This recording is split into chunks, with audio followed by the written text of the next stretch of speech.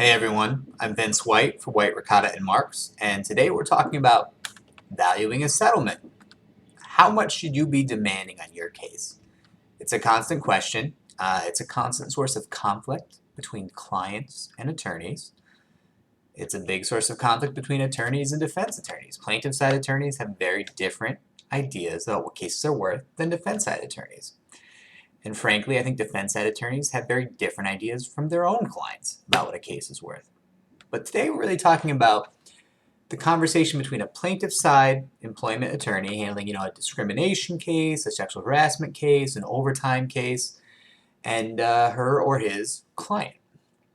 And a lot of times I'll go to a client and I'll say, hey, things are going pretty well in your case. Really excited to be representing you. Very, very happy with everything. Have you thought about what you'd like in settlement? And it's really common. The client will come back and they'll say, I'd like $100 million. Could I have $100 million? And that's the start of a really tough conversation because we kind of go through and we explain, listen, your damages are made up of the salary you lost, the economic damages that you experienced because of what was done to you, which we all agree was a horrible thing. Discrimination, sexual harassment are always inherently horrible.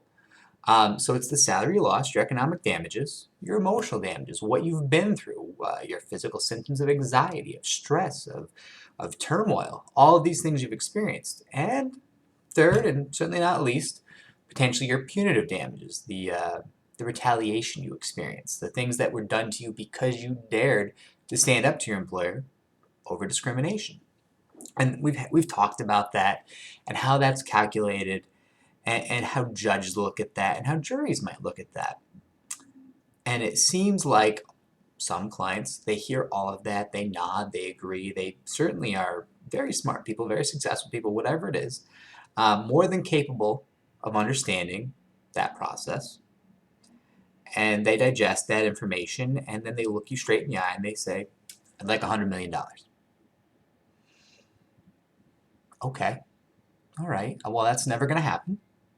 It's not. Because, and I'm glad this is true, but you hopefully have not been raped or someone didn't try to burn you alive. I mean, these are things like, these cases are hate crimes. They can be truly, truly horrible. But on average, the average case is not that physical, that horrible, right? It is a bigoted, ignorant person doing something nasty and potentially a loss of job or this or that, all of which needs to be addressed, none of which is worth $100 million or $10 million or generally even $1 million. And that's a conversation where often clients will say, but I saw in the paper, or I saw your partner Tom had a $15 million verdict he worked on, or Vince, I saw you worked on a $5 million verdict. Why not me? Okay, a couple different reasons. One, your life has not been destroyed. You're not a shell of a human being, and I'm glad. I'm glad you're not, because it's better to still have your life and to still be able to enjoy your day-to-day existence than it is to be getting a larger settlement, right? I mean, if you had to choose whether you want to still be a healthy, active human being versus having cash in hand from a settlement, I think we would all choose being a healthy, happy human being. So those cases with those big numbers that you see in the paper or that people talk about firms, those are the cases that are exceptional, that were, and by exceptional, just to be clear, I mean exceptionally bad. The things that were done were horrible. And on top of that, those clients embraced a tremendous amount of risk in going forward to trial. This is an industry where the absolute best cases can lose. Also, the worst cases can occasionally win. But you can't discount how much risk there is in trying to tell your story to a jury and crossing your fingers and hoping they see things your way when the other side is presenting their story too.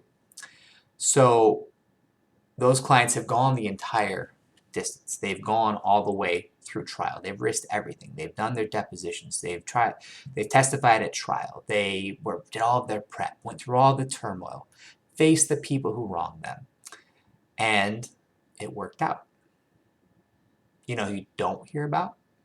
The people who lost their cases, who embraced risk, went forward. And I can think of a few right off the top of my head that I've represented who turned down massive settlements to go forward. In some cases, even against our advice. Usually we like going to trial, but there's certain cases where you say, listen, the risk here, it's pretty high. You don't necessarily look good in some of these interactions. There's no doubt you were wronged. There's no doubt you deserve money. Let's consider settling your case to avoid some of that risk. So those bigger verdicts, possible, always something we're excited about, but not a guarantee. And on top of that, frankly, do you really want to wait 5 years for your money? Most clients don't. Because let's say you go the distance, you get your trial, it's going to take about 18 months to 3, maybe even 4 years to wrap up your entire litigation, all the way through trial. And let's say you win. Great. That's tremendous news. I'm glad we've won. Now the other side's going to appeal. They're going to file an appeal because they don't want to pay right away. They're terrified. They can't believe how badly they lost. So they're going to tie up the money. They're going to file that appeal.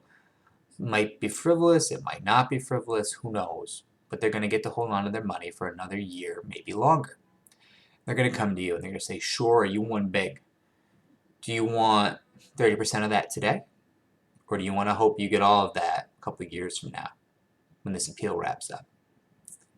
And we've gone the distance. We've won at trial. And we've had our clients end up taking settlements very similar to what they were offered before we went to trial. They embraced all of that risk. They put their life, their story in the hands of a jury and won. And they ended up taking about the same amount because they couldn't wait for the money anymore. So that's always disheartening. So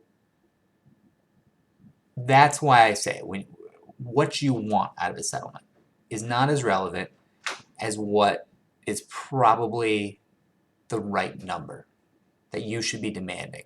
I mean, there's going to be a lot of experience on the attorney's side that goes into that determination, that recommendation, and it's never easy. It's never easy for me to sit down with a client and say, listen, horrible things were done to you by horrible people, frankly, and I think you should take $80,000.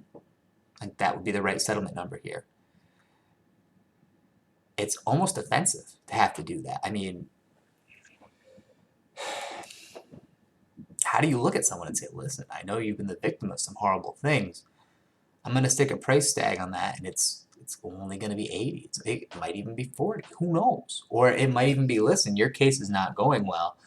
I love your case, but it turns out you cannot testify. You're just not credible. You can't really answer questions. You can't keep your story straight. And I know what your story is, and I know it's true. But you have a lot of trouble sharing it. No matter how much we coach you and prep you, you have a tough time sharing it. So we have to take a little bit of a price cut on that as well, because that adds a lot of risk to the process. So you go through and you discuss all of that with the client. You really, step by step, go through that decision, and it's a decision that should be made together. Sometimes you do all of that, and you say, okay, all right, so you've got my recommendations, you have my logic, you have everything. What's the number? What's our settlement demand? And some clients will say to you, it's $10 million, it's $100 million still. I don't care about logic. I don't care about facts. I'm a gambler. Okay. It is what it is. It's a terrible idea in certain situations, but that's why we're set up to go to trial, right? And any case that we would take, we would be willing to go to trial on, right? We're not interested in bad cases. We don't take frivolous cases. We don't take cases where we don't think there was sexual harassment, or we don't really think there was discrimination. Why would we, right? We're making a percentage of what we win for you. If the case isn't good, we can't afford to take it. So we go to trial in those cases, and those clients, even if they win, they're not going to get as much as they're demanding. right? It's completely irrational, but it's their right. It's their right to show up in court and have their day in court and to fight against what was done to them. So I will say it's good to remain reasonable and flexible during the settlement process. But if you just can't do it, I understand. And have that conversation with us. If you just can't bear for this to settle, let us know. Let us know. And we won't. We won't push you. We won't fight with you over that. At the end of the day, you're the one calling the shots. We make the tactical decisions, we do the work, we do the fighting for you, but it's your life, and you call those shots. I hope this sheds some clarity on that process, and I hope it helps someone somewhere along the way. Take care.